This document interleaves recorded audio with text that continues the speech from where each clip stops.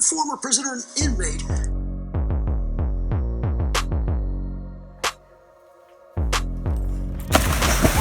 You did it. What are you doing, Guns? You bit the hell out of me. Wanna see you with your hands up. Going straight to the sky, let me see you put your hands up.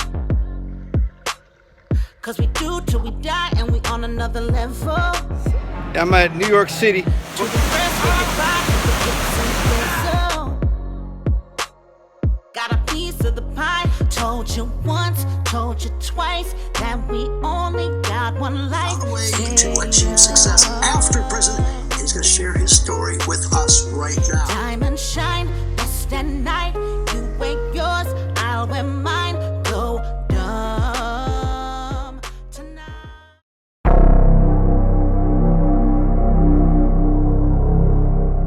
I told the first part of that story about when I was living with my grandparents, how I got back in the weed game. I think I was talking about Tony B. He'll put me in a case of steroids, and so I started selling them, and just kind of getting back in the game after I got out of jail, after moving in with my grandparents. And you know, in previous videos, I said I went back and lived with my grandparents in Grosse Pointe, when in fact it was St. Clair Shores. But a couple of spastic mob groupies are like, he's lying. We looked at that year where he got out. His grandparents didn't live in Grosse Pointe. They lived in St. Clair Shores. Now, my grandparents had lived in Grosse Pointe for like 35 years or whatever it is. And then around when I was 14, 15 years old, they moved to St. Clair Shores 5 miles up the road into the next city over called St. Clair Shores. And so you have like Grosse Pointe Shores and St. Clair Shores. And they're all basically the freaking same to me. But obviously St. Clair Shores didn't have as much money. There wasn't as many rich people in it. But a lot of the Italians who lived down near the border of Detroit where we lived had moved to St. Clair Shores because the crime. Over the years, as these older people, these old Sicilians who lived in this one neighborhood kind of right on the border of Detroit, all the blacks were jumping the border, stealing cars, stealing hubcaps, robbing people, terrorizing kids, stealing bikes. My grandmother got robbed coming out of the bank. Some black dude punched her in the face and took her purse, then demanded she give him her ring. She started fighting. She fought him off, screamed for help. Somebody came, and he ran off. And that was the end. She said, like, listen, we're getting the F out of here, man. Because they're only like 4 blocks from Detroit. And they're just, thugs or just scumbags and animals were coming across the border. And they're like, so everybody started moving. And they moved to St. Clair Shores. Tony Giacalone moved to St. Clair Shores. Not sure where Billy Jack moved, but a bunch of them. And then some of the people who were still in Grosse Pointe who lived further in, like Jack Tocco was like another 5 or 6 blocks in. So he's like a 3/4 of a mile farther. That far in, it was a little bit safer because when you're right on the border, they can run and jump back in the city before a cop gets there. Anyways, so my grandparents had moved to St. Clair Shores about time I entered high school, but I got expelled from high school, never made high school.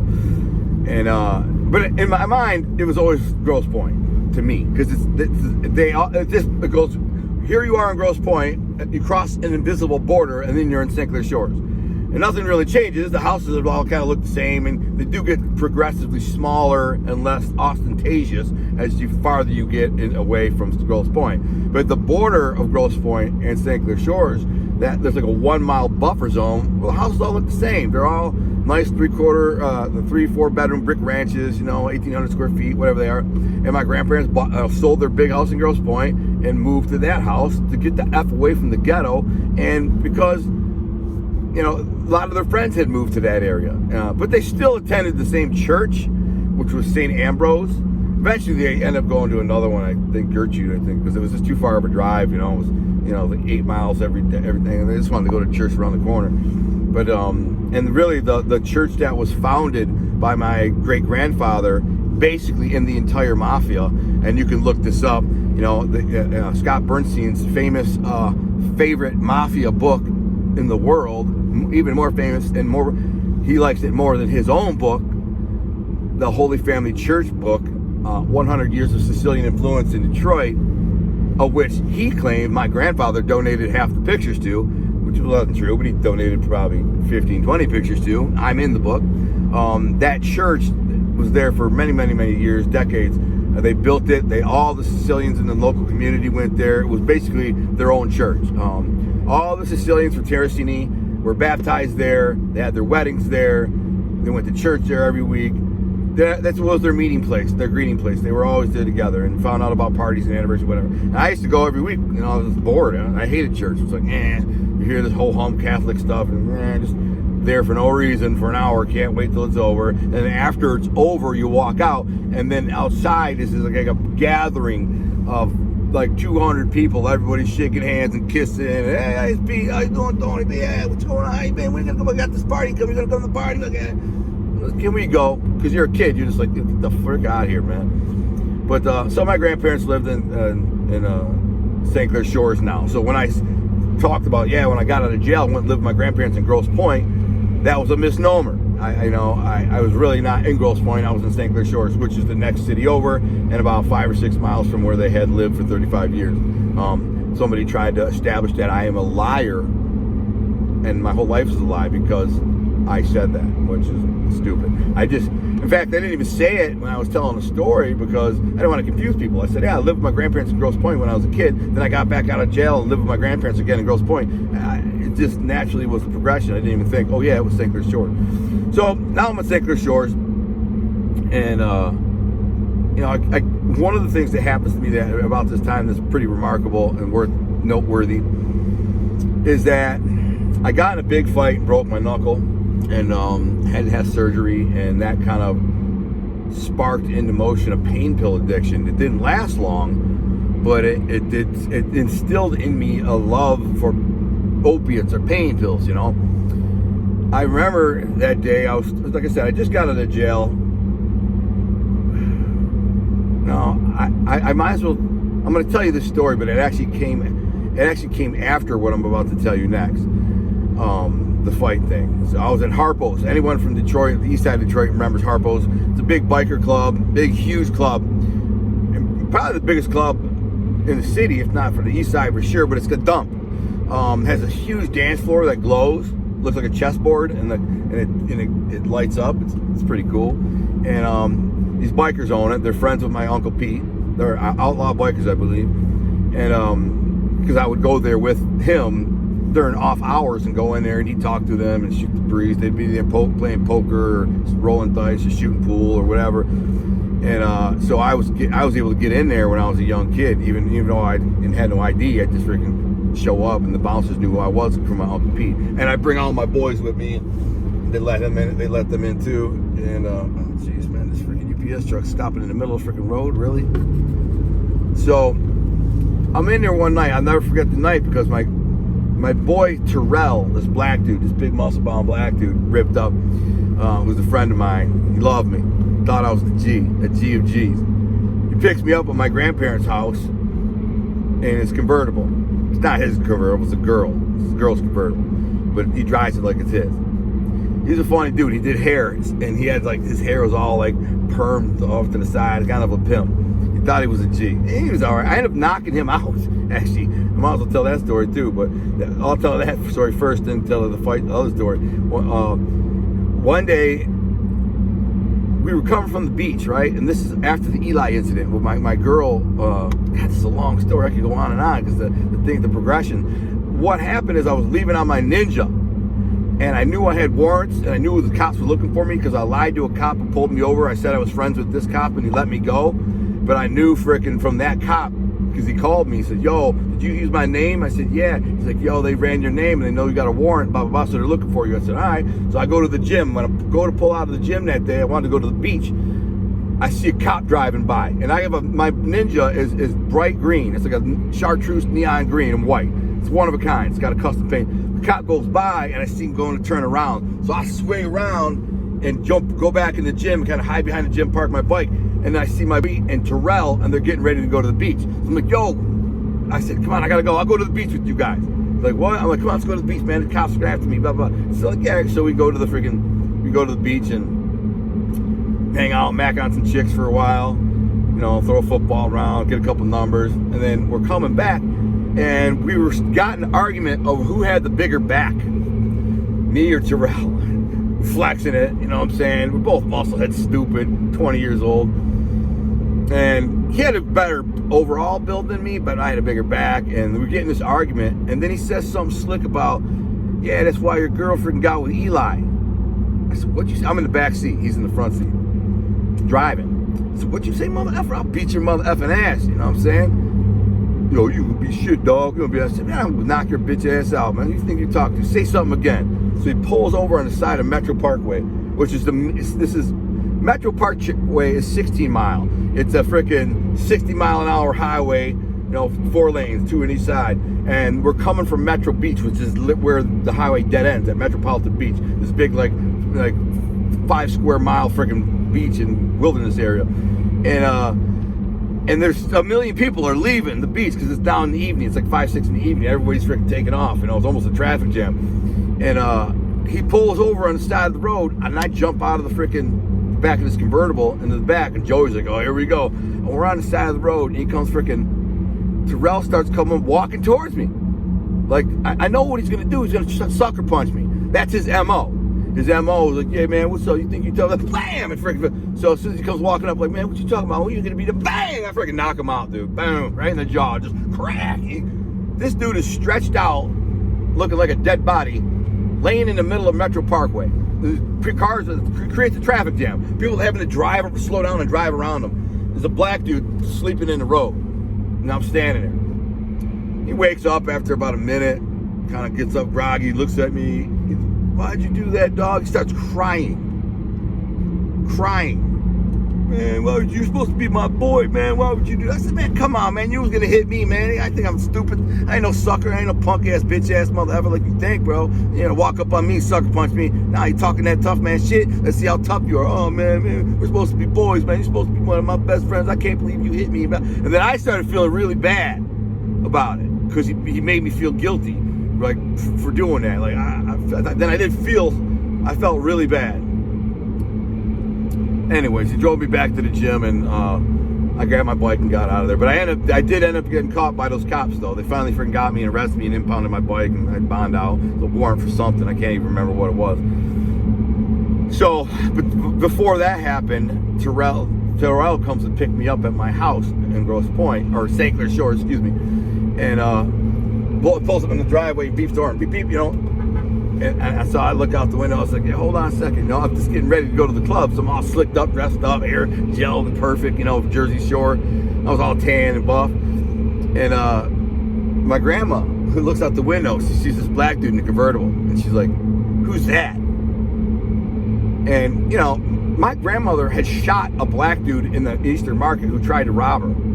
Shot a guy, and she grown up, you know, working downtown Eastern Market, growing up near the border of Detroit, and like she had a lot of bad experiences with black people, a lot of them. There's no way around it. It's not that she was racist, but they had robbed their store, robbed their business, robbed everybody they know, killed some people they know, raped people they know. So she's like, she sees a black dude in the driveway. She's like, who's that?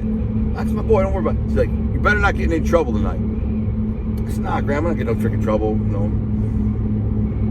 And another night, I actually saved that dude from getting his ass whipped, dude. A bunch of these dudes were about to get his ass. They had him surrounded, and he was back against the wall. He had a golf club, and there was like 6 of these dudes, and I didn't really know them. They were the cousins and cousins' friends of one of my good friends, and somebody yelled, yo, Terrell's upstairs getting in a fight, so I go charging down there, and these guys, they're big boys, dude. They're about to freaking stomp this black dude. I don't know what he did. I don't even remember what he did. And I ran up in front of these dudes. I said, yo, what are you doing, man? This is my boy. They're like, what's up, Al? Is he with you? I said, he came with me. Yeah, he's with me. What's the problem? And the big one was like, oh, I didn't know that was your boy. We didn't know who he was, and blah, blah, blah. I said, yeah. And I said, who are you? He's like, I'm Hammersmith's cousin, so-and-so. I know you. We met before, and blah, blah, blah. Yeah, man, he's good, man. You're going to jump on him. You're going to jump on us. Terrell saw that.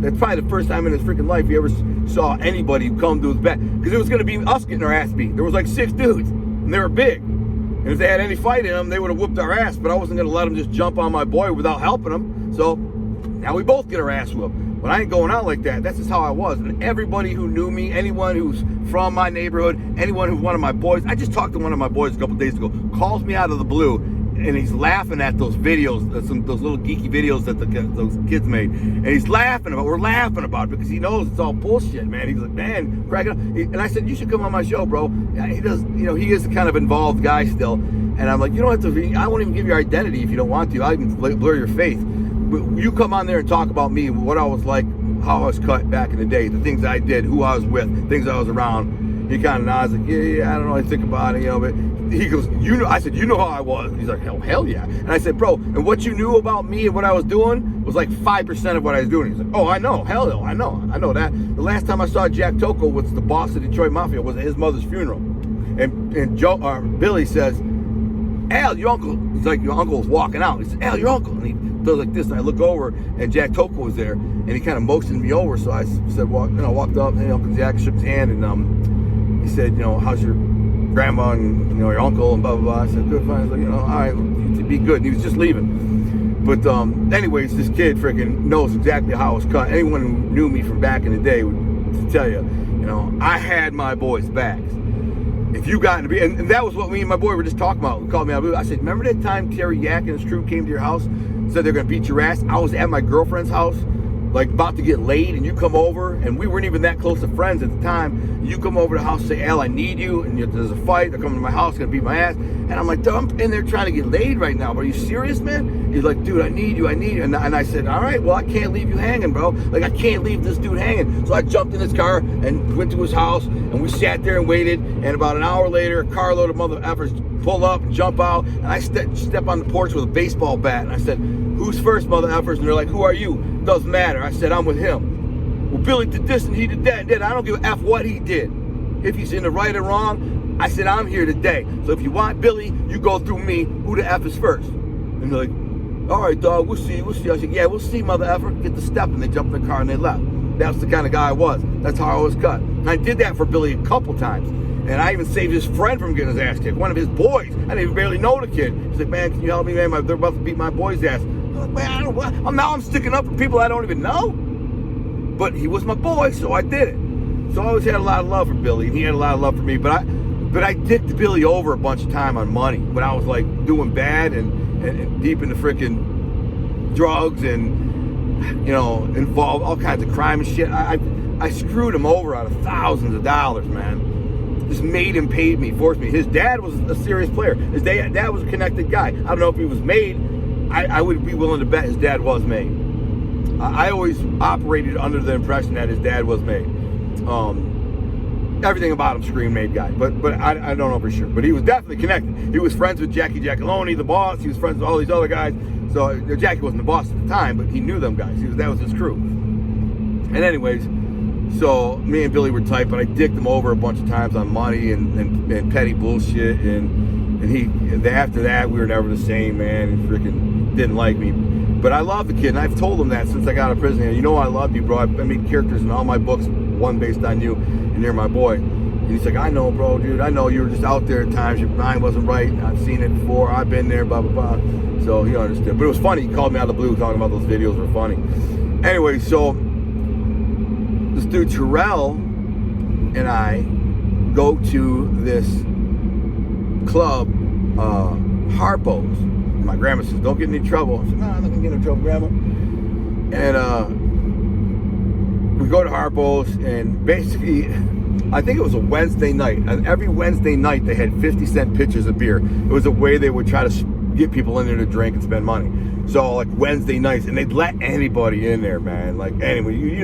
I don't even think they checked IDs. This is in the hood. So this is in the ghetto, off of Harper Avenue, and like I-94 and Harper and Outer Drive. And like they had a bunch of big black bouncers and crap there, and they just let you in. They check your ID and they mark your hand, and then you could hand them an ID that said you were 14. They would go, okay, you're in. And so, but at 50-cent pitchers of beer, everybody's drunk, everybody's trash. So there's really watered down bad beer. But so my whole high school is there. My whole high school is at this club. And there's like a pit in the front by the stage, because it has a stage for concerts. They have concerts there all the time. It's a big place, huge. It holds like 5,000 people, to give you an idea. 5,000, so it's got a huge stage. And then in front of the stage is like a pit, like a mosh pit type of area, like a lower VIP section close to the thing. And my whole crew, my whole high school is down there. Not whole, but I mean, there's probably 80, 90 kids from my school were down there, girls and guys, everybody I knew. So I go down there, and I'm all dressed up. I got a Z Cavaricci shirt on. It was like a green color, like military green, olive green Z Cavaricci shirt, and some black Z Cavaricci pants, which was the style at the time. Look them up; they were dope. You had to have the Z's. And so I guess you get there. I'm not drinking. I got my eye on this one chick, Tammy, who ended up getting murdered by another black dude. But that's a whole nother story, crazy story. But I only go in there to see her, to kind of mac on her, because I know my girl's not going to be there. My girl don't go out like that. She don't like clubs. She don't like all the people. Her dad only lets her stay out to, like, at this point, like, I think midnight. So I just got plastered by a freaking big truck. Oh, some water. But so I go in there, I see her, I throw a little game down, talk to her a little bit, blah blah blah, and all of a sudden, like I said, there's probably 300 people in this pit, and about 90 of them are my people that I know, and everybody's standing around drinking and laughing and ball busting and whatever, and then I'm talking to these girls, and all of a sudden this kid named Pfeiffer comes walking up and says, "Man, that mother effing Norberg freaking slapped me." And I'm like, now Bill Norberg was a big freaking muscle-bound, heavy-set bully. I didn't like him, and I kind of beat him up once at his own graduation party. He wouldn't let me in, but I didn't care about that. But he said something really foul and slick to me, so I ended up freaking cracking him with an elbow and just punching him in the face 4 or 5 times. And then his mom says, "I'm calling the police." There's a party, and I said, "All right, I'm out of here." I just left. Me and my best friend Billy just bolted before the cops came. So I already slapped him around, but now I fast forwarded about a year or two, and he's on steroids. He's working out. He's big. Guy's like 260 pounds, and basically built like I am now, but at like 260, about 5'10", 260. Kind of fat, but big, strong. I was seeing him in the gym. He was strong. I'd see him. He's repping 315 on the bench for like 10 reps. Stronger than me on the bench. And so Norberg was bullying my friend Brian Pfeiffer, and I hate bullies. And Pfeiffer already knew I already freaking slapped the kid around in his party before. So Pfeiffer comes up to me with this other kid, Walsh, and he's like, "That freaking Norberg slapped me, blah, blah, blah." I said, "All right, man, well, I'll say something to him." So, I don't know, 10, 15 minutes later, the dude comes walking by, right? And he walks right by me, and I kind of get his fist, "Hey, motherfucker." I said, I don't like bullies, bro. Better watch your step. And he kind of like smiles and goes, "Oh, well," right in my face. He goes, "Oh, well."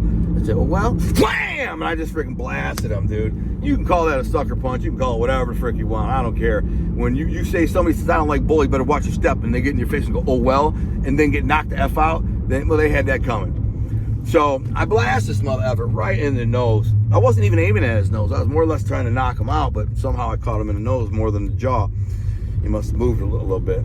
So he goes down. He falls down into the crowd. And the funny part about that was, earlier in that day, my boy Gino had called me and said, "Listen, I want to go to the mall," because he liked the way I dressed. He's like, "You're a good dresser, man. I want to go to the mall and like pick out some gear for me. Like, I'm like, all right, pick me up. We'll go to the mall, pick out some fly stuff." So we go to the mall and I pick out some freaking fly gear, and he puts a brand new outfit on, and then he goes to the club and he's there. Well, he just so happened to be standing like right next to the dude when I slattered that guy, right? So as soon as I hit this dude, boom, he flies back and falls into the crowd. I don't even see where he lands. He's like in the crowd. And I'm just like, that was easy. And all of a sudden I hear Gino go, "Motherfucker, every time you get in a fight, my clothes get ruined." And I look over and he's got like blood splatter on his white shirt that I picked out earlier in the day. And I'm like, "Man, don't worry about it, bro. You spray and wash. It works great." And he's like, "Mother," he's all cussing. And then the 2 bouncers come walking over me. And they're these 2 brothers. They're twins. They're kind of long-haired dudes, like burnouts. I knew them from the gym. I didn't know their names, but I just knew of them. I saw them at World's Gym all the time. They were cool. I talked to them, "What's up, man?" I knew they were bouncers at Harpo. they come over, and one of them comes over and goes, Al, man, come on, you gotta go, man. My manager saw you do that, bro. You can't just freaking blast people in the face. And he's like, dude, you gotta go, man. You can come back tomorrow or whatever, I don't care. But, you know, I was like, yeah, no problem. So the two bouncers start walking me out. And as I'm getting walked out by these bouncers, girls and people who are kind of moving around the club, they see this and they're running over going, Al, what happened? You getting kicked out? I said, yeah, I just freaking knocked out Norberg, blah, blah, blah, blah. I said, do me a favor, go find my boy Terrell, who's somewhere in this huge crowd, room. Tell Terrell I'm getting kicked out. Tell him to meet me outside. And they run off to look for Terrell. He was like probably the only black dude in the club. You know what I'm saying? There might have been a couple, but they knew who he was, my boy. So they walk me to the front where the exits are, and there's like 5 doors, because that place has concerts, so there's like literally 5 doors, and they admit you and all that, but all the doors open up out. And these bouncers were walking me out, and just as I get by the doors, which is by the pool tables in the front of the club, I hear, I want you, motherfucker! And I turn around and I see Norberg. He's all bloody, bleeding, and he's pulling like 3 or 4 bouncers. Like he's ripping out of their grip. They're trying to stop him, but he's freaking getting by and he's running at me. And true story, in my mind, I froze up just like this, and in my mind, my exact thought was, oh, this ain't gonna be easy. That's exactly what I thought. Oh, this ain't gonna be easy. Like, cause he's a big dude, he's drunk, and now he's really mad, and I was like, this ain't gonna be easy. And he charges through, but I don't run or do nothing. I kind of step back, and he ends up grabbing my Z Cavaricci shirt, right?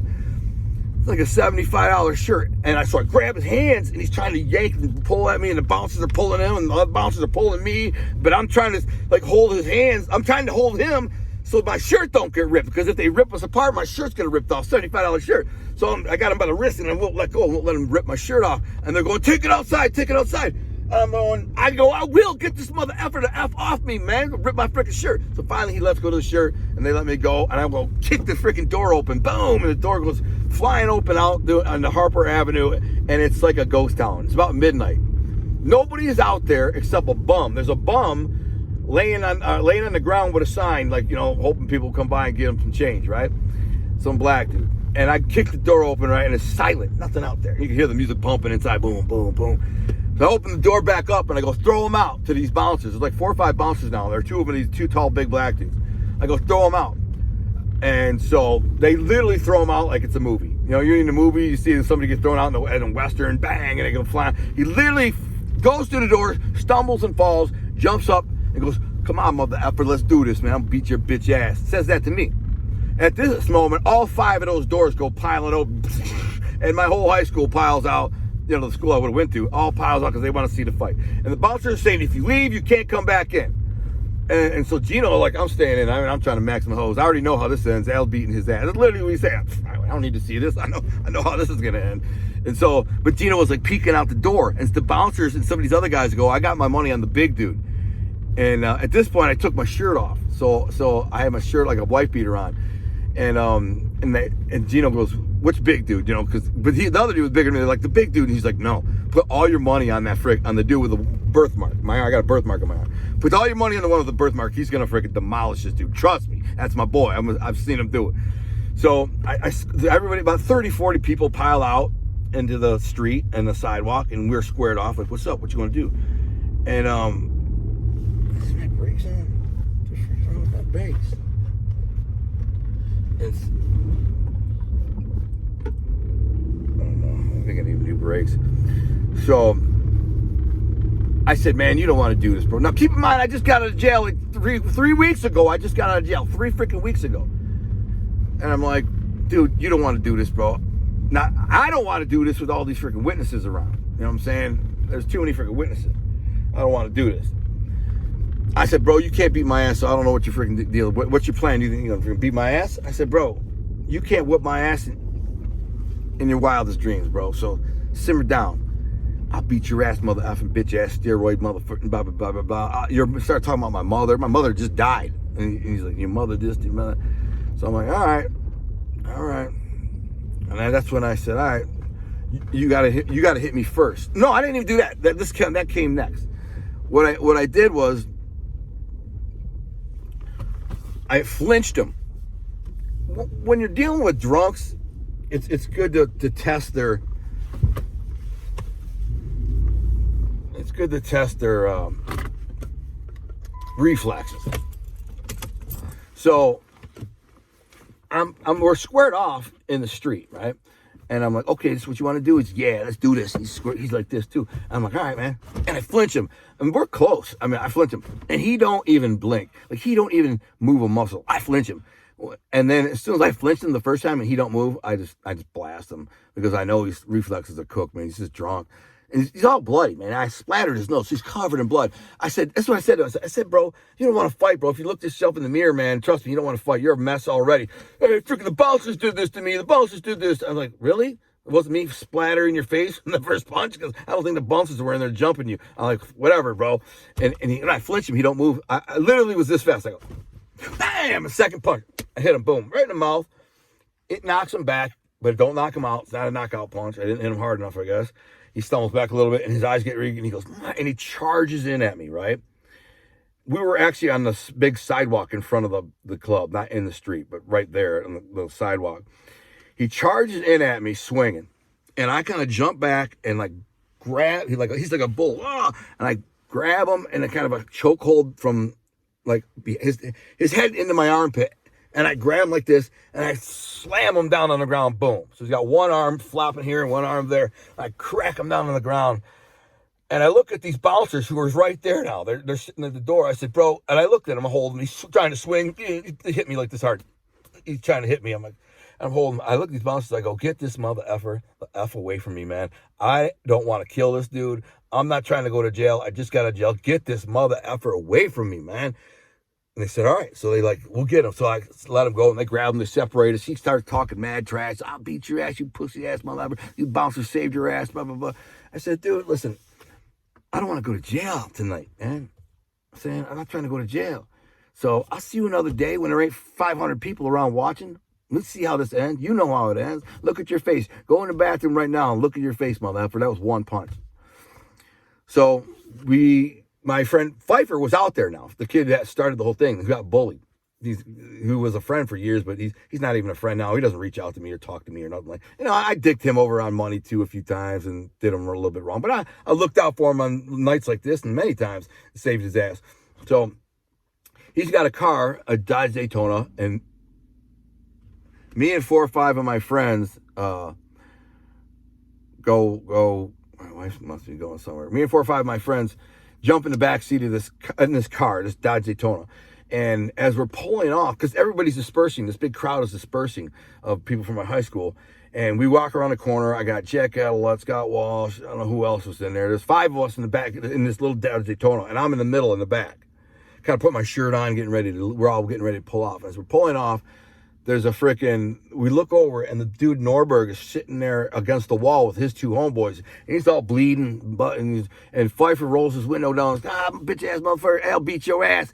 And he goes, I'll beat your ass, punk ass Pfeiffer. Pfeiffer goes, what? I'll fight you. And he jumps out of the car and runs at this big mother effer, and this dude knocks him out with one punch. Just run. The easiest punch. Pfeiffer runs right into it, and this dude just goes, wham, boom. He's out. So I'm getting out, and he's starting to go, yeah, where's Al? Where's Lindbloom? I want that mother effer, bitch ass mother effer. You're gonna run, I can't hide, blah, blah. I'm in the car. He couldn't see me, I was in the back seat. The door's open, so I'm getting out. And I get out, and I said, and then he started going towards Pfeiffer, who was knocked out, and his friend got between them, was like, yo, man, he's knocked out. And this dude freaking blasts this mother effer in the face too, bang! And doesn't knock him out, but knocks him back like 10 feet. And he's like, hey, I don't want no problems. He's supposed to be a tough guy too. Big muscle bound mother effer, thinks he's a tough guy, always talking tough. Got one punch, he turned into a straight cut bitch. I later slap him around and punk him out in front of a bunch of people. That's a whole nother story. I could go on and on. He pushed my girlfriend in the snow. And after that, I freaking terrorized his ass. He actually got me fired from my job at Brownies for knocking him out. But anyways, so I get out of the car and he's saying, I want Lindbloom. I said, here I go. Now, all these people from my high school who originally were leaving because they got kicked out because the bouncer said you can't come back in. So if you leave, so the fight was over and everybody's dispersing. They're all now getting in their cars. And then they see me get out of the car, and I'm now squared off with this mother ever again in the street. And I say to the dude, are you sure you want to do this? Now, there's about 30 people from my high school crowd around. Now we are in the street. like the side street behind Harpo's, next to Harpo's. And I said, sure you want to do this, bro? He said, yeah, let's do this. So I pulled my wallet out of my pocket, took my watch off, handed it to that girl, Tammy, kicked my shoes off, threw my shirt off. I said, all right, everybody, you're going to witness this. This motherfucker is going to hit me first. And if he hits me first, I have the right to defend myself. And whatever happens from there, happens there. I said, but I'm not hitting him first. Everybody's going to see this. I said, I ain't hitting you, bro. So you got to hit me first. Go ahead. And I did not think he had the balls. Didn't think he'd do it. I thought he'd punk right out. I thought he'd be like, turn into a straight cut bitch. Nope. He popped me in the nose. But not hard. Not hard enough to do nothing. It just made me mad. So I'm like, yeah, here. Go ahead, bro. I'm thinking he ain't going to do it. Bang! Hit me. And I was like, motherfucker. And I grabbed him right by here. And I just wailed him. Like 5 shots. Only 5. Only like 5 punches. But dude, just broke everything in his face. And turned his face into a hamburger. And then I didn't want to hit him any more times with my fist because I was doing so much damage. So I just kind of showed out now. He's like leaning over, basically knocked out on his feet. And I grabbed him around the waist and I picked him up just to body slam him. But when I went to go body slam him, there's this big Cadillac parked there. The old square body Cadillacs. And I just I ended up crushing him right on the corner of that Cadillac, that little pointy corner. I'm like, broke a bunch of ribs. It was a big dude. And he just, and then I dragged him like a couple of feet over to the door of Pfeiffer's car. And I'm finishing the video. Okay, but what is this? What is what? Oh, take that out and just set it right there. Wife's leaving. So,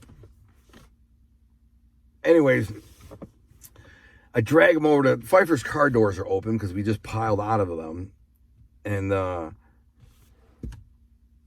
so I dragged this mother effer over a couple of steps into you get in the car and you kick your feet off on the floorboard thing there, and I grab him by his hair, and I'm really just putting on a show at this point. I already did the damage. I already freaking beat his ass and made him look humiliated his ass, So now this big crowd is around. It's like this frenzied crowd, like, yeah, give him more, Al. So my boys are going, hit him again, Al, hit him again. And so I'm cracking his face off the freaking floorboard there. I dragged him over there. He's like, yeah, you think you're tough, motherfucker? Drag him. Motherfucker, you think you're tough? Tell me how tough. Tell me how you're gonna beat my ass again. Wham! And I'm freaking cracking this motherfucker's face, but not really hard. I'm not trying to do it hard. I'm just more like bang, bang. Just bang, bang. Just it might have been maybe causing a little blood or damage, but not much. I wasn't trying to kill him. I'm just trying to make it look good for the crowd. Bang, bang. I said, yeah, tough guy, man. Tell you gonna beat my ass again. What'd you say about my mom? Bang, bang. And finally, after I smashed his face a few times off the rudder here,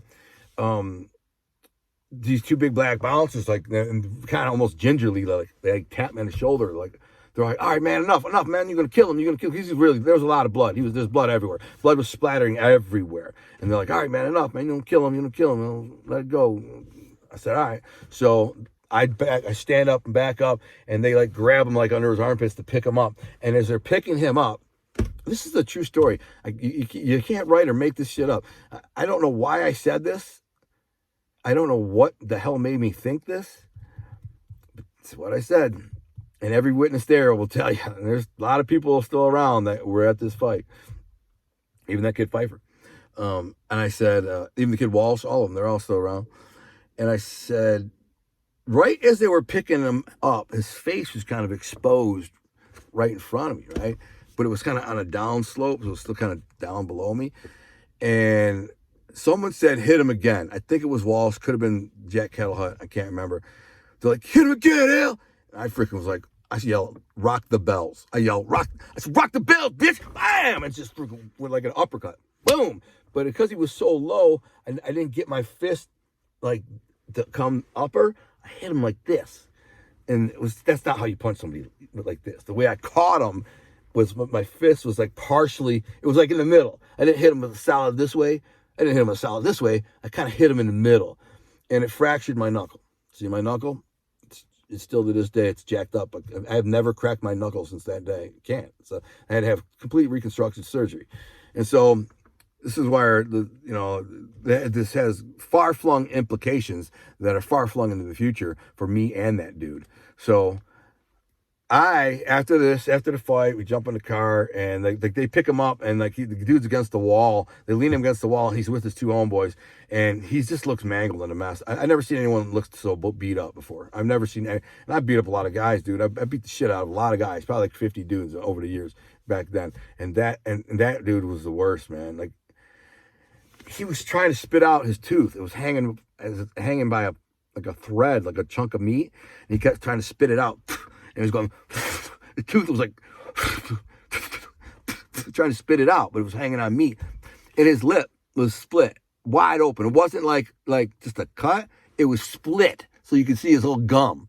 And it's all hamburger and mangled. And this bottom bone is smashed up. His eye was cut open. And this eye was cut open. His bleeding nose was smashed into his face. The dude was a mess. There's so much blood. Dude was wearing a white t-shirt, too. He had a white tee on. And so the whole front of his white tee was red. The whole thing wasn't even like blood. It was almost completely red. He could have went and pulled it out. It was that much blood. And this mother effer still had the nerve to talk shit. As we were pulling off, Pfeiffer pulls the world's window and goes, "Ha, mother effer, I'll beat your ass, you bitch ass mother effer." And he goes, he's trying to spit his tooth out. "Fuck yeah, I'll beat that mother effer." And his boys are looking at him like, "Dude, do you realize Al just beat the dog shit out of you, bro, and you're still talking?" And I'm just like, go. But I knew I hurt my finger right away. I knew I hurt it. I knew I'd done that. Something was bad. It hurt. And so I don't know why we stopped at the gas station about a mile down the road. Maybe we had to get gas or something. We went about a mile down the road, and I remember going in there. There's bulletproof glasses. Some chick working behind the glass, and I bought something. I don't know, maybe it was zigzags I bought, or maybe a Yoo-hoo drink or something. And I walked to the counter, and the girl's like, "Oh my God, what happened to you?" I'm like, "What?"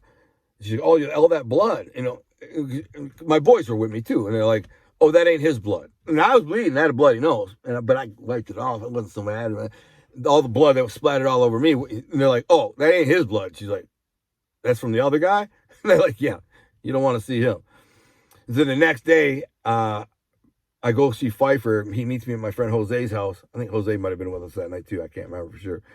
But and we were parked in front of his house, and Pfeiffer's like, "Dude, I've been cleaning blood out of my car all morning. Like it's everywhere. It's splattered up on the front dash. It was a hatchback, So he said there was blood from the front of the dash and the windshield all the way back in the hatch, all over the ceiling, all over the seats, all over the thing. This freaking blood was everywhere. And it's still. He's like, "Look, I cleaned it for like an hour, and look, there's still some there, and there's still some." He's pointing it out.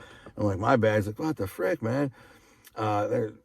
And that was just for me smacking the dude's face off the freaking thing over here. You know what I'm saying? When I was smacking his face, and he must have been trying to resist a little bit, spitting and breathing, and what, I don't know. There was even blood in front of the car, on the hood and stuff.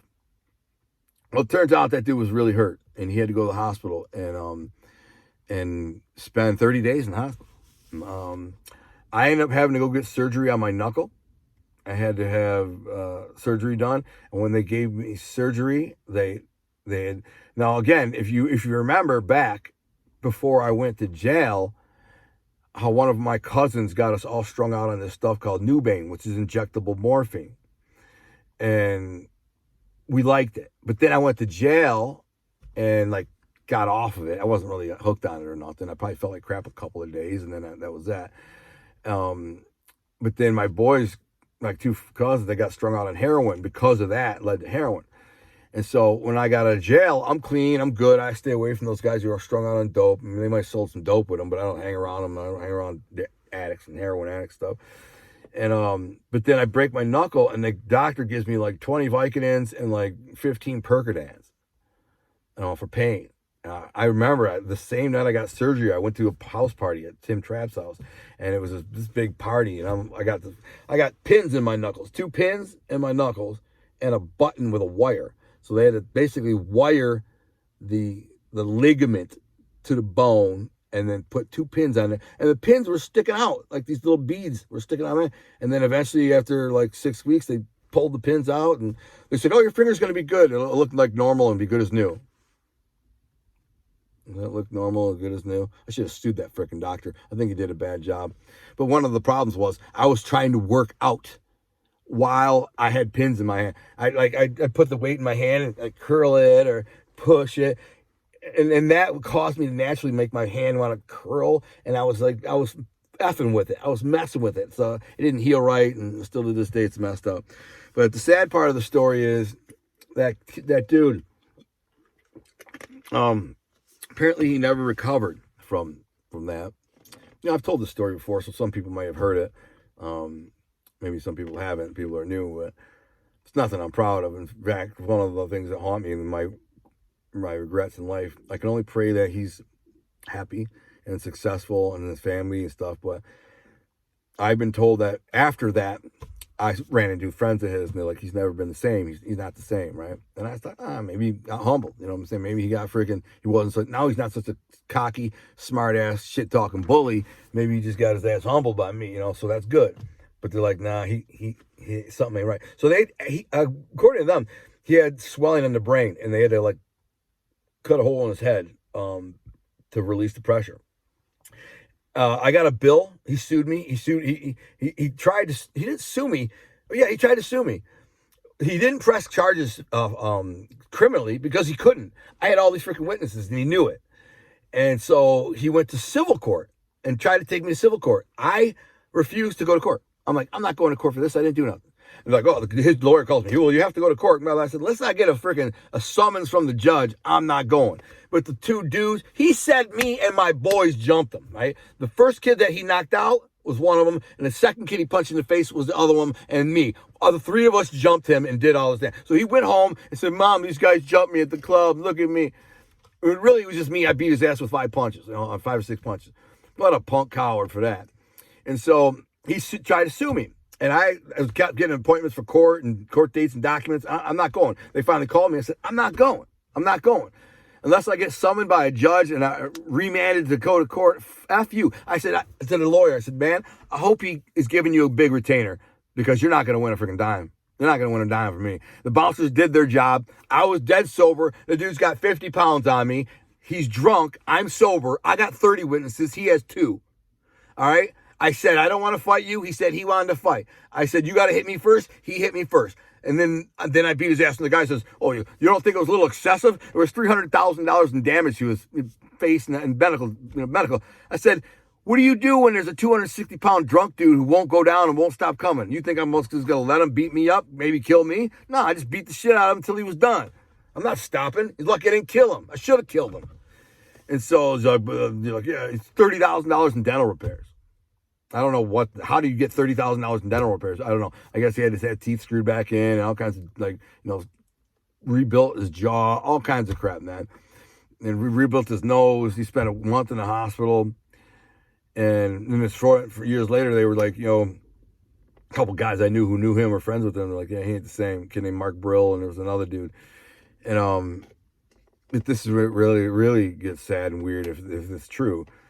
Years later, many years later, I get out of prison. I go see my boy Pat. It's my dog, man. It's my roll dog, Pat O'Brien. Tough Irish kid. He's doing really good. He's super successful. He's a millionaire. He's my boy. In fact, I'm going to be staying with him when I go to Detroit in a couple weeks. Got a big, fast race boat and stuff. And married his high school sweetheart, this hot chick. That was our friend. I hooked them up. I actually hooked them up together and saved them. She broke up with him like 3 times because he cheated. And I went back for him and begged her to take him back. And said he'd never do it again. And then he did. And he kept asking me, help me out. No, man, this is the 3rd time I've already gone. It's over, bro. You got to move on. But she took him back years later, and they got back together, and they got married, and they're the cutest couple, and I love them. But Pat, I see Pat when I get out. I go see him. I go stay at his house. I was down in Detroit for a couple of days. He says, yeah, stay with me. You got a big house. And now lives on the water. He's a baller. And he says, did I ever tell you about that kid Norberg? And I said, what? No. And I was like, dude, you never believe this. So I don't know, 6-7 years ago, I'm dating this chick. And she was going through some mental problems, right? And she ended up in a mental institution. I'm like, man, sounds like a winner. He always dated hot chicks, so the chick was probably hot. I'm like, so I go to visit her in this freaking mental institution that's down in Ypsilanti or whatever. And I'm in there and visiting with her. It's kind of almost like a prison visiting room type of situation, but not as not as stringent or whatever, strict. And he's like, I look over and I see this dude, man, and he looks really familiar, right? And I say, hey, man, what's your name? Man? You look familiar. He's like, yeah, Bill Norberg. you're Al's boy, right? And he's like, yeah, Al's my boy. He's like, yeah. You might have been there the day you freaking, beat my ass, and that's the reason why I'm here. Pat's like, Pat probably was there that day. I don't remember, but there was, like I said, like 90 people from my school, 100 people were there. I'd be surprised if he wasn't there. He says, yeah, Al beat my ass freaking 20 years ago or whatever it was, 25 years ago, and I've never recovered or whatever. He explained that he was in there because of me. Pat said, dude, you never hear this guy's telling me he's in here because of you. And I'm like, what the frick? He couldn't believe it. I don't know if that's true. Pat, maybe he was embellishing a little bit. Maybe not. I don't know. I hope that the dude wasn't damaged permanently because of me. That's a horrible thing. I would never want to affect somebody's life permanently. Humble him, beat his ass, humble him in front of a bunch of people. That was my MO. That's what I did to bullies. That was a typical night out for me. But that was the worst I ever beat a mother effer. Usually I knock a guy out with the first punch. It just still happened. He was drunk and I just wasn't able to knock him out. A lot of times knock him out. Or, you hit him 2, 3, 4 times and they stumble back, bleeding, and it's over. Somebody breaks it up, bounces, break it up. This particular dude, when he hit me in the nose, that was his biggest mistake because he made me mad.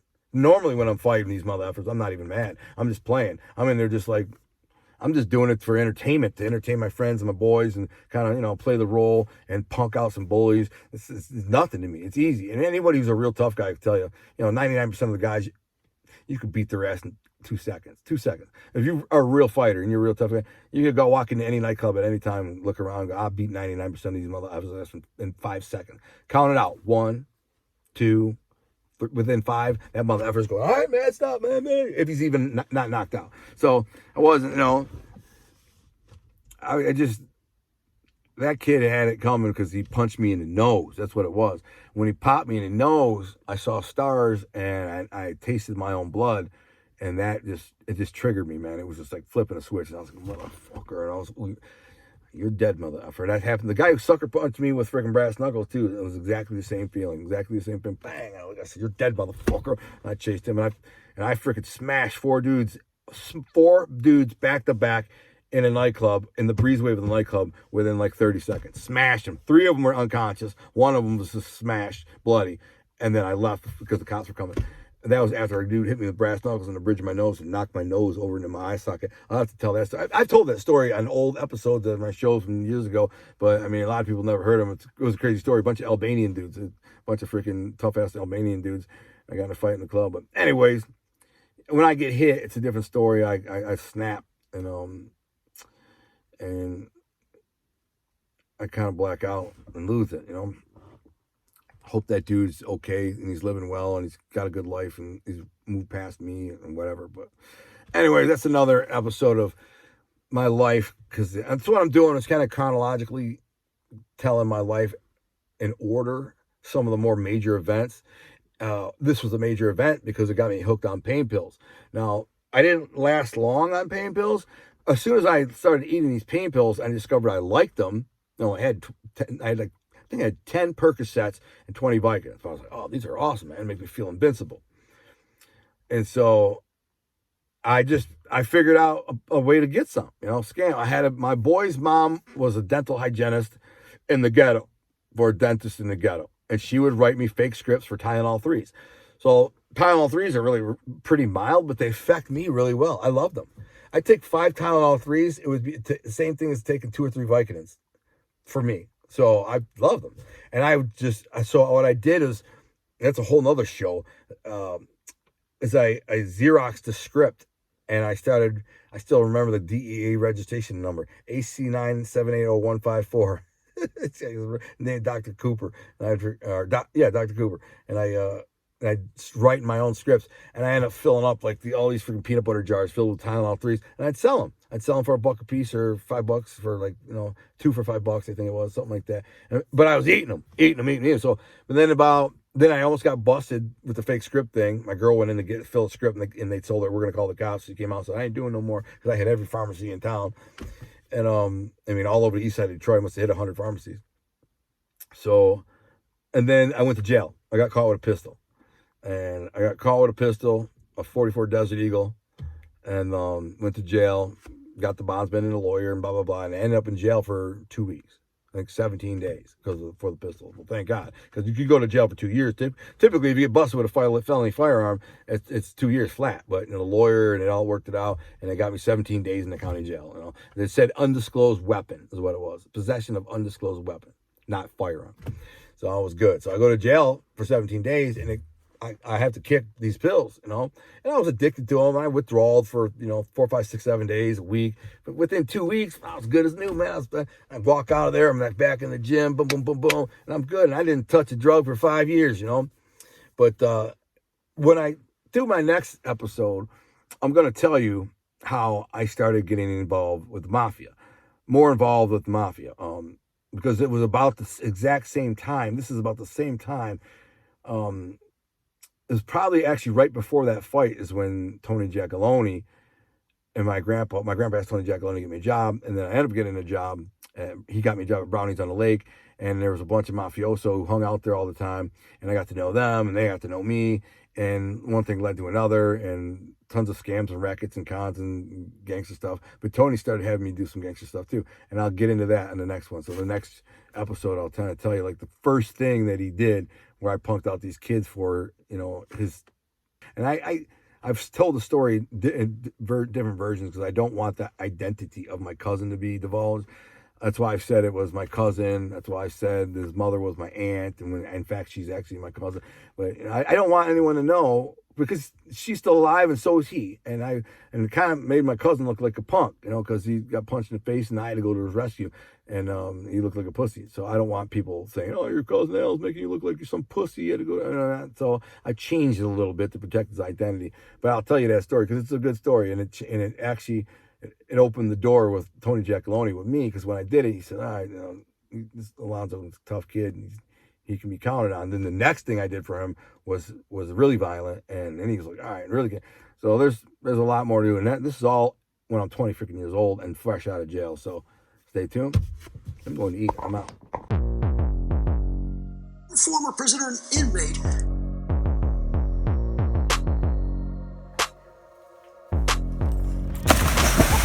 You did it.